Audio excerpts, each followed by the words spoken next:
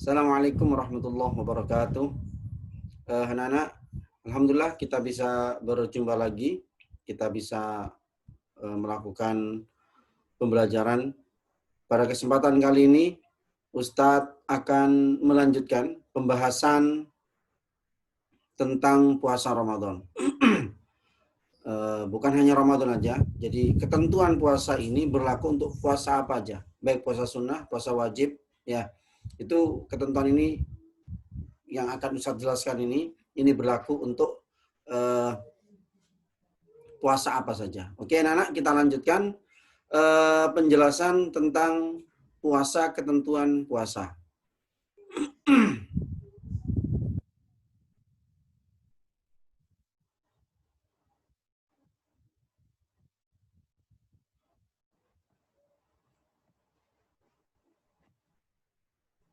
Nah, kalau kemarin kita membahas tentang syarat wajib puasa, ada orang berakal sehat, yang berpuasa itu harus punya akal sehat, nggak gila, kemudian balik, kemarin sudah Ustaz jelaskan, kemudian kuat berpuasa, ya. Nah, sekarang kita akan membahas tentang syarat sah puasa. Kalau kemarin apa? Syarat wajib puasa, sekarang syarat sah puasa. Apa saja syarat sah puasa itu?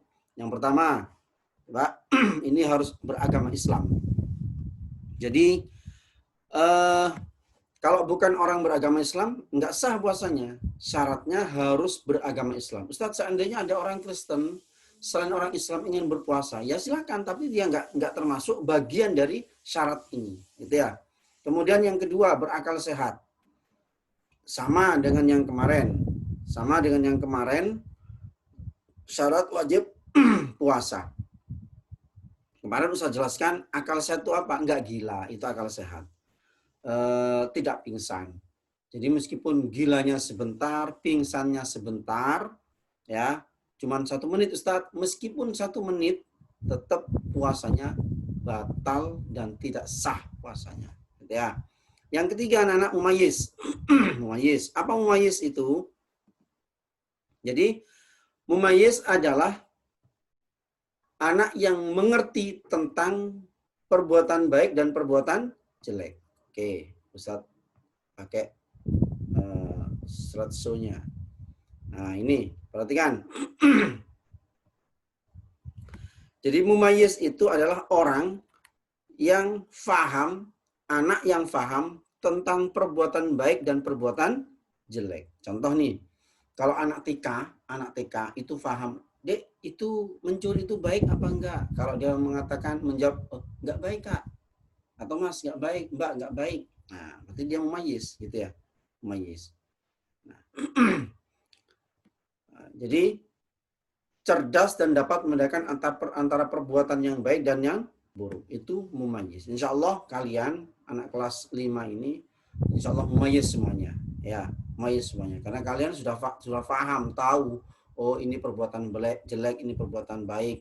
Sholat itu wajib, perbuatan baik. Mencuri itu perbuatan jelek, nggak disenangi oleh Allah. Ya, nah, tahu semuanya. Maka kalian sudah mumayyiz insya Allah.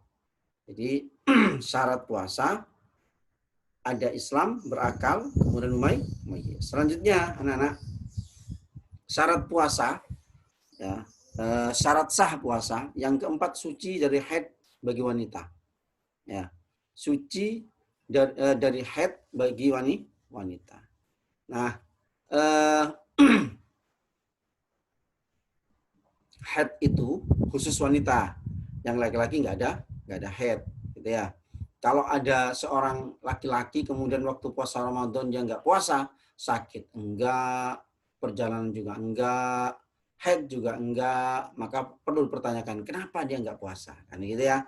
Nah, kalau perempuan itu ada alasan, Ibu, Mbak, kenapa nggak puasa? Oh ya, saya hari ini keadaan saya haid, gitu ya. Maka ketika haid nggak boleh puasa. Nah, Ustadz, bagaimana kalau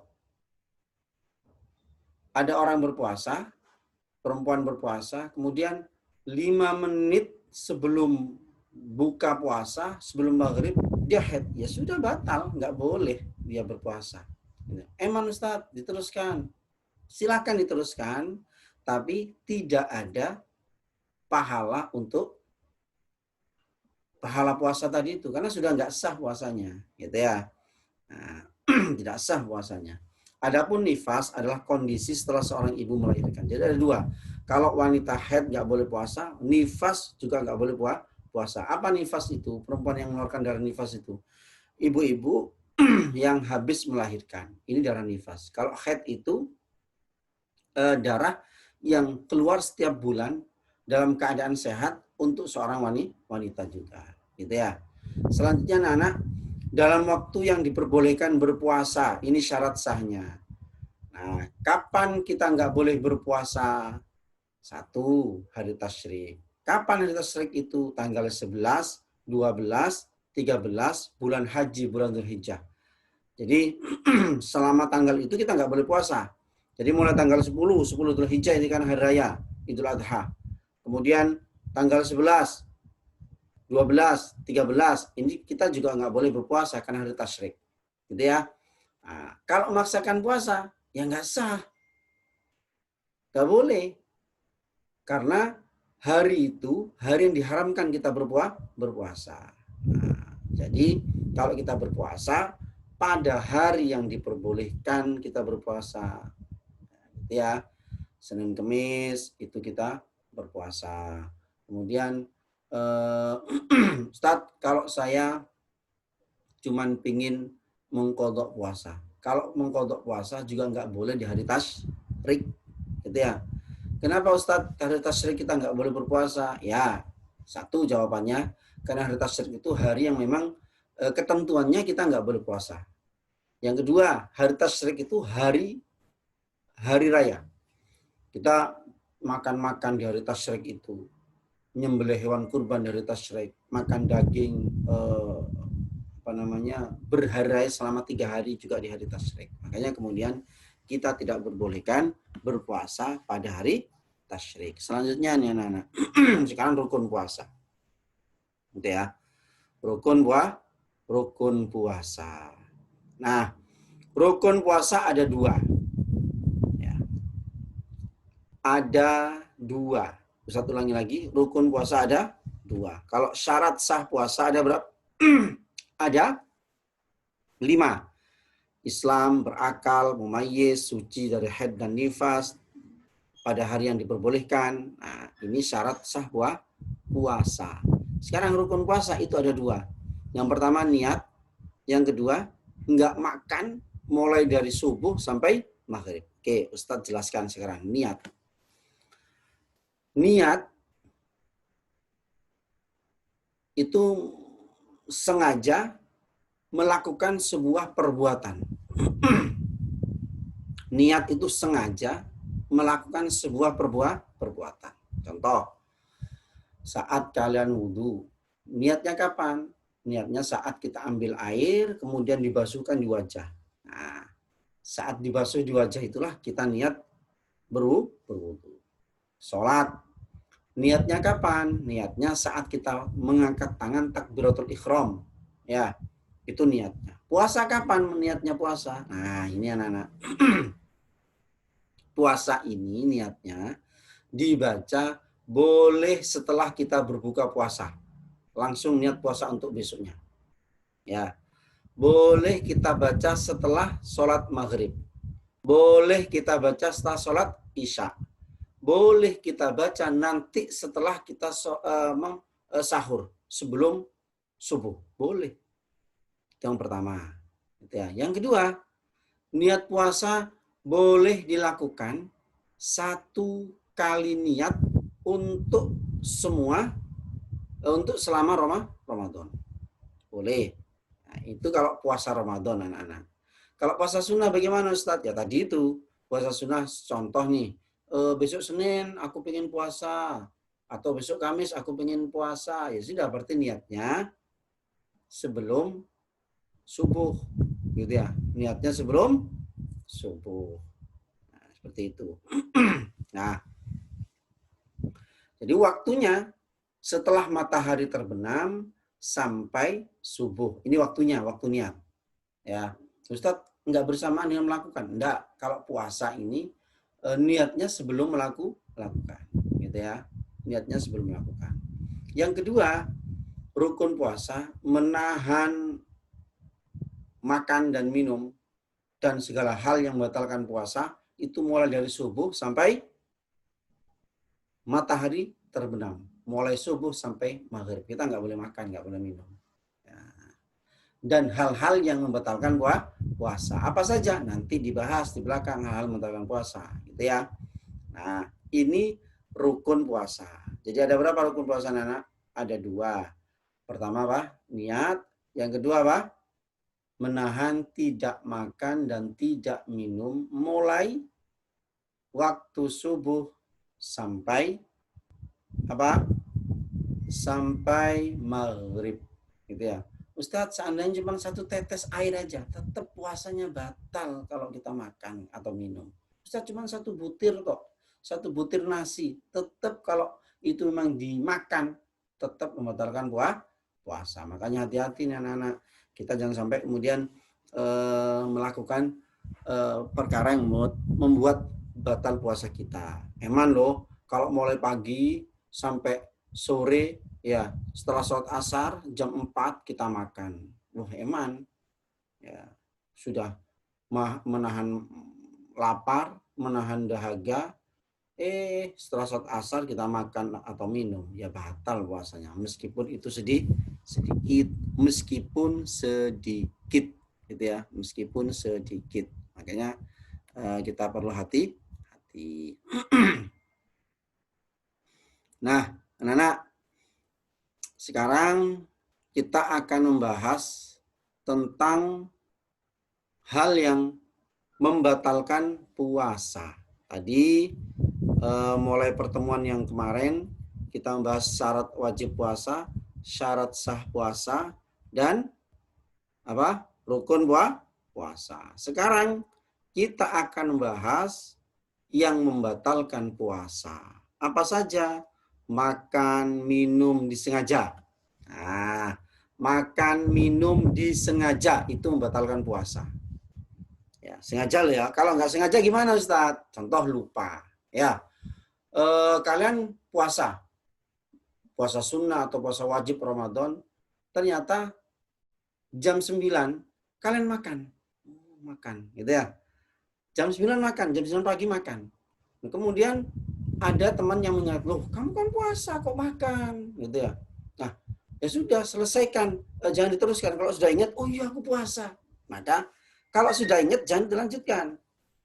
Sudah, diam aja, ditaruh makanannya atau minumannya, setelah itu lanjutkan puasa. Gitu ya. Tapi kalau sudah diingatkan, oh gak apa-apa wis. Loh kamu kan puasa. Terus gak apa-apa. Sudah kadung. Nah, itu batal puasanya kalau begitu. Tapi kalau sudah diingatkan, oh iya sih aku puasa, ditaruh makanan atau minumannya, dilanjutkan puasa. Itu. Yang kedua, muntah dengan sengaja. Jadi muntah itu ada yang nggak disengaja, ada yang disengaja, anak-anak. Ya, ada yang nggak disengaja, ada yang disengaja. Yang dibahas ini, yang membatalkan puasa itu kalau muntahnya disengaja. Contoh nih, yang sengaja. Sudah tahu kalian itu nggak suka minyak wangi, baunya yang nggak kuat, gitu ya. Baunya nggak kuat kalau minyak wangi, kalau ada minyak wangi. Masih pakai minyak wangi, sengaja dipakai supaya muntah. Nah, itu membatalkan puasa. Jadi muntah karena bau minyak wangi, maka puasanya batal. Ya. Atau dengan cara lain. Dan cara apa Ustadz? Dengan cara tangan kita ini dimasukkan ke dalam mulut kita sampai hampir masuk tenggorokan. Kan muntah. Ya, membuat muntah. Kalau sudah seperti itu, maka kita kalau sudah muntah begitu, maka batallah puasa kita. Makanya hati-hati nih anak-anak. Rugi loh kalau kita ini sudah nahan lapar, nahan dahaga mulai pagi sampai menjelang maghrib, kemudian sebelum maghrib dimuntahkan, ya eman lah, gitu ya, eman. Makanya hati-hati ya, jangan sampai kita ini tidak bisa menjaga dari hal-hal yang membatalkan puasa. Selanjutnya nih anak-anak, datang bulan atau haid tadi itu. Haid untuk perempuan atau melahirkan. Nah, atau melahirkan. Nah, tadi Ustaz jelaskan, sudah Ustaz jelaskan tadi. Seandainya nih ada teman kalian ya perempuan berpuasa maghrib kurang 5 menit kok dia haid, maka harus dibatalkan puasanya, gitu ya. Harus dibatalkan puasanya. Kalau dia maksa berpuasa, ya percuma saja. Ya, percuma saja. Makanya kemudian sudah makan aja, ya, dibatalkan puasanya. Karena kalau toh pun nggak dibatalkan, rugi dia berpuasa. Gitu ya. Kalau nggak makan, nggak minum, dia rugi. Nah, haid. Nanti pada kesempatan lain Ustadz akan jelaskan haid itu seperti apa. Untuk detailnya, gitu ya. Jadi, cuman Ustadz jelaskan sepintas aja. Kalau perempuan tuh haid itu, perempuan wajib, perempuan itu jadi teman-teman yang perempuan ini jangan kaget Mbak ya, kalau kalian seumur sekarang ini kemudian haid, jangan kemudian malu terus nggak pede gitu ya, jangan. Itu berarti kalian sudah normal menjadi seorang perempuan, bagian dari kenormalan dari seorang perempuan. Perempuan tuh haid ya, itu perempuan.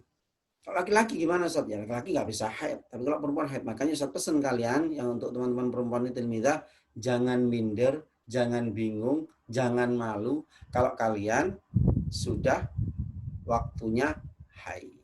Berarti kalian adalah wanita. Kan begitu ya? Kalian wanita, kalian perempuan haid. Atau melahirkan.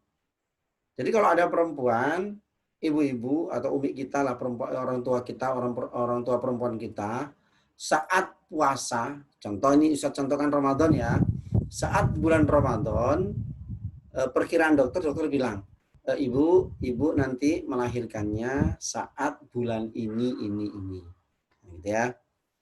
Dihitung, waktunya Ramadan puasa ini. Betul, Ramadan dapat 15 hari melahirkan. Maka anak, kalau melahirkannya siang hari jam 12 siang, langsung dibatalkan puasanya karena otomatis dia ibu ini batal puasanya. Nah, Ustaz bagaimana kalau puasa yang pagi mulai subuh sampai siang hari ya tetap puasa. Apakah dapat pahala? Dapat pahala. Orang yang haid pun juga dapat pahala. Tadi Ustaz katakan percuma kalau meneruskan puasa itu. Kenapa kok Ustaz katakan percuma? Karena maksud percuma itu kalau toh pun dia berpuasa itu enggak sah gitu loh. Kalau toh pun dia berpuasa itu enggak sah. Nah, gitu ya. Melahirkan.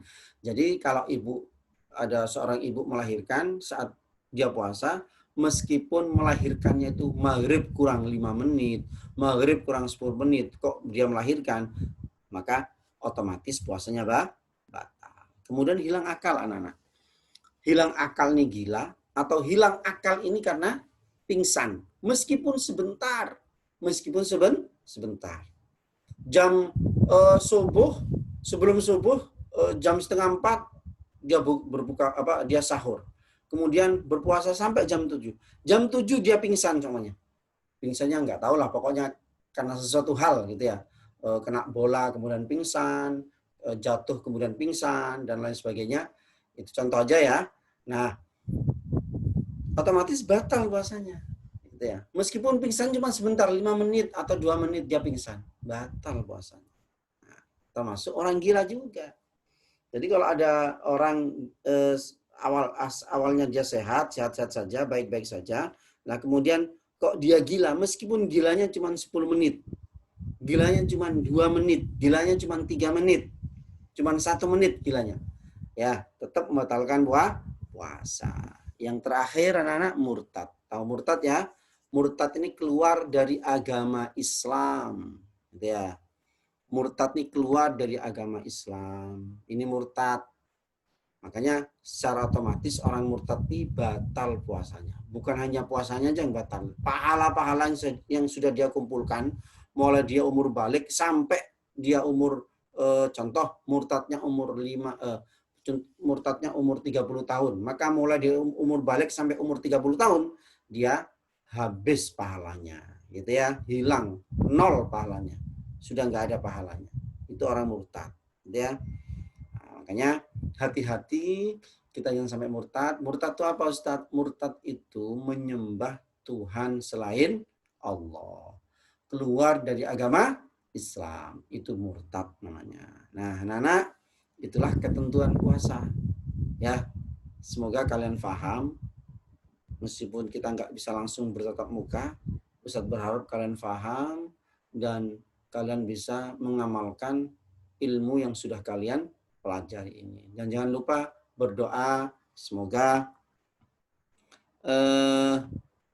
musibah ini, musibah yang sekarang menimpa kita, masing-masing kita ini, musibah corona ini segera berlalu,